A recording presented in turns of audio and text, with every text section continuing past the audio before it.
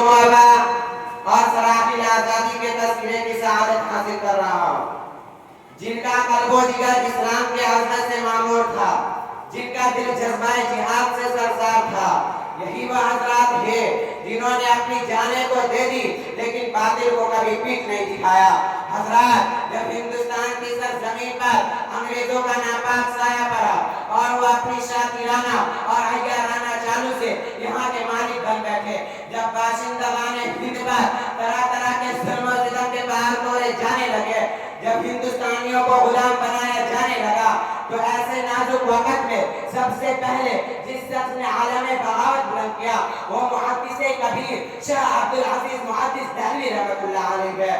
شاہ عبدالعزیز محدث دہلوی رحمۃ اللہ علیہ کے بدلے نے انگریزوں کی نیندیں حرام کر دی، جگہ جگہ آزادی کے شعلے بھڑکنے لگے، پرچم لہرانے لگے۔ مسند حدیث پر بیٹھ کر قرآن و حدیث کے درس دینے والے علماء کرام اور خانقاہوں میں بیٹھ کر اپنے خون جگر سے سمے اسلام کو بلند کرنے والے خانقاہوں کو چھوڑ کر میدان میں آ گئے۔ ہندوستان کی جنگ آزادی میں یہ علماء کرام حصہ نہ لیتے تو یہ ہندوستان کبھی بھی آزاد نہ ہوتا، یہ ہندوستان کبھی بھی آزاد نہ ہوتا، یہ ہندوستان کبھی بھی آزاد نہ ہوتا۔ اگر یہ علماء کرام آزادی میں حصہ نہ لیتے تو یہ تحریک نہ چلتی، تحریک بالا کوٹ نہ چلتی، تحریک ریشمی رومال نہ چلتی، تحریک خلاف نہ چلتی، اور ہندوستان چھوڑو تحریک نہ چلتی، تحریک نہ چلتی، تحریک نہ چلتی۔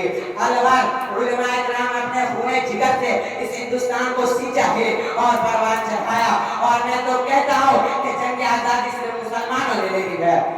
اس کے بعد انگریز مورخ مسٹر ٹامسن اپنی یادداشت میں کہتا ہے کہ سن 1864 سے لے کر سن 1867 تک انگریزوں نے علماء کرام کو ختم کرنے کا فیصلہ کر لیا۔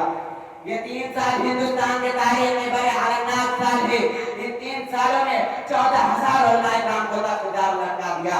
ٹامسن کہتا ہے کہ دہلی کی چاندنی چوک سے لے کر خیبر تک کوئی ایسا درخت نہیں تھا جس پر علماؤں کی گردنیں نہ لٹکی ہو۔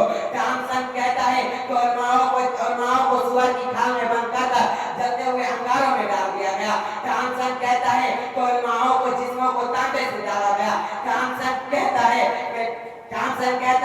کہ لاہور کی شاہی مسجد کے سامنے پھانسی کا پردہ بندھا تھا، اس میں ایک دن میں 80 ہزار علماؤں کو پھانسی پر چڑھا دیا جاتا۔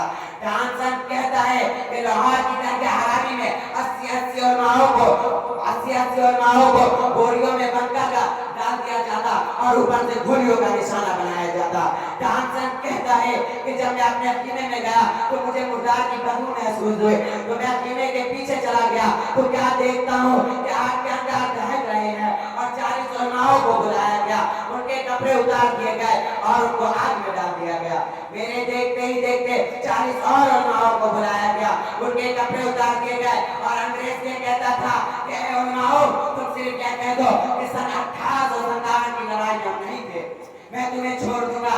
ٹامسن کہتا ہے مجھے پیدا کرنے والے کی قسم ان میں سے ایک عالم بھی ایسا نہیں تھا جنہوں نے جانیں تو دے دی لیکن سر نہیں جھکائے۔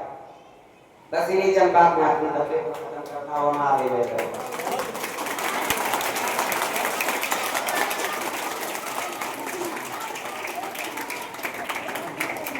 نہ پوچھ ان خرقہ پوشوں کی، ارادت ہو تو دیکھ ان کو، یدے بیضا لیے بیٹھے ہیں اپنی آستینوں میں۔ ہم آشفتہ سروں نے مٹی